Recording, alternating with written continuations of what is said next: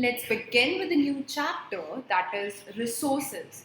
So let's study what are resources, what are various types of resources, and how to conserve these resources. So the first question is that what are resources? Anything that can be used to satisfy a need or has a value can be known as what? A resource. Water, electricity, rickshaw, vegetable, and textbook all have utility and hence are considered as what? Resources. All the resources have a value or worth.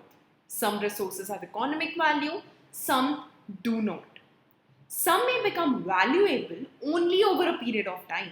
For example, your grandma's home remedies may not have commercial value at present, but what if they are patented and sold? They could also become economically valuable, right? Meanwhile, the two factors that change substances to resources include what? Time and technology.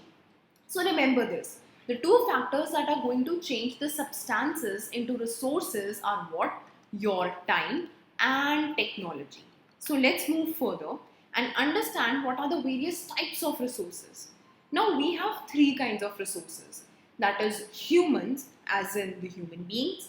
Then we have natural resources and we have human-made resources. As you can see in the pictures I have provided, you can easily identify the types of resources given. So these are the human resources. This is a natural resource, that is, you can say sunlight, and then we have a human-made resource, that is your bridge. So let's understand these resources in depth. The first one is your natural resource. Now, they are drawn from the nature and they are used without much modification. So this is exactly what a natural resource is, that you have extracted the resource from the nature and without much modification you are actually using that resource for your day-to-day purposes. Now examples would be, for example, your air that we breathe in, the water in the rivers and lakes and soil and minerals and so on. And natural resources can also be categorized into what? Your renewable and your non-renewable resources. Now the question is that what is a renewable resource and what is a non-renewable resource? So renewable resources can be renewed and get replenished very quickly. As the name suggests, what is a renewable resource? That it can be renewed and it can be replenished very quickly. For example, what? Your solar and your wind energy. All of them are what? They are your renewable resources. Alright, that means what? That they are unlimited and they won't be affected by human activities. So this is exactly what renewable resources are. Meanwhile, on the other hand side, what are non-renewable resources? Non-renewable resources are the ones that have limited stock and once exhausted, they might take thousands and thousands of years to be replenished. So these are what? These are the non-renewable resources which might take thousands and thousands of years to get replenished. Now the thing is that what are some examples of these renewable resources? So that might be your coal, your petroleum, your natural gas. These are the examples of your natural resources. Now the physical factors like the terrain, the climate and the altitude affect the distribution of natural resources. So let's move forward and study the human-made resources. So now in the human-made resources, now basically what happens is at times the natural substances become resources only after their original form has changed. And that is what are basically the human-made resources. That is, we have extracted something from nature, we have modified and we have converted it into something which we can use, and so the name comes that we have actually made it useful for us. That is, we humans have extracted, we have modified, and then we basically made that particular substance a resource.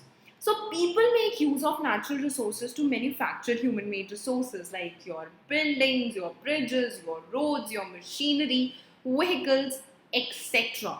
Even technology is an example of human-made resource. So I hope you have understood that what are natural resources and what are human-made resources. Now let's understand that what is a human resource? Now, human resource basically refers to the number, that is the quantity. So if I'm talking about number, I'm talking about what? Quantity. So I'm talking about quantity and the abilities. Abilities as in the mental and physical ability of the people. That is why human beings are a special resource. That is, people are human resources, and improving the quality of people's skills so that they are able to create more resources is basically known as what? Human resource development. So I'm going to tell this again, that what is your human resource development. So human resource development is nothing but it's just the improving of the quality of people's skills so that they are able to create more resources. Alright.